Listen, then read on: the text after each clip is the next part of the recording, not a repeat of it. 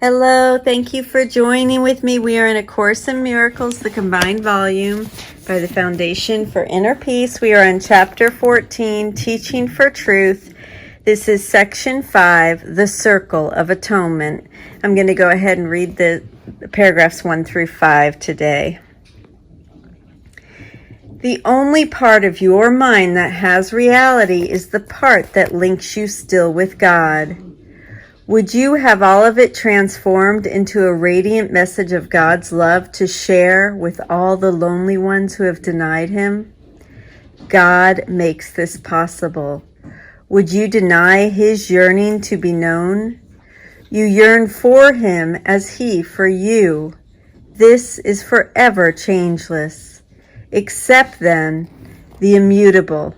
Leave the world of death behind and return quietly to heaven. There is nothing of value here and everything of value there. Listen to the Holy Spirit and to God through Him. He speaks of you to you. There is no guilt in you, for God is blessed in His Son as the Son is blessed in Him. Everyone has a special part to play in the atonement, but the message given to each one is always the same. God's Son is guiltless. Each one teaches the message differently and learns it differently. Yet until he teaches it and learns it, he will suffer the pain of dim awareness that his true function remains unfulfilled in him. The burden of guilt is heavy, but God would not have you bound by it. His plan for your awakening is as perfect as yours is fallible. You know not what you do, but He who knows is with you. His gentleness is yours, and all the love you share with God He holds in trust for you. He would teach you nothing except how to be happy. Blessed Son of a holy blessing Father, joy was created for you. Who can condemn whom God has blessed? There is nothing in the mind of God that does not share His shining innocence. Creation is the natural extension of perfect purity. Your only calling here is to devote yourself with active willingness to the denial of guilt in all its forms. To accuse is not to understand.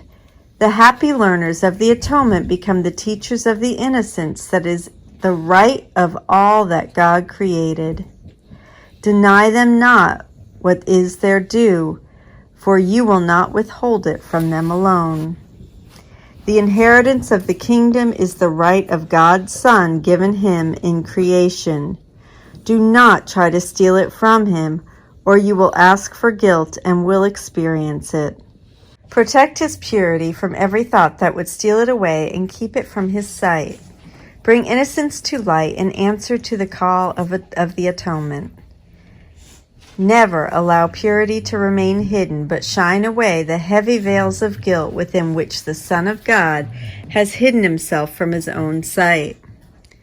We are all joined in the atonement here, and nothing else can unite us in this world. So will the world of separation slip away and full communication be restored between the Father and the Son. The miracle acknowledges the guiltless that must have been denied to produce the need of healing.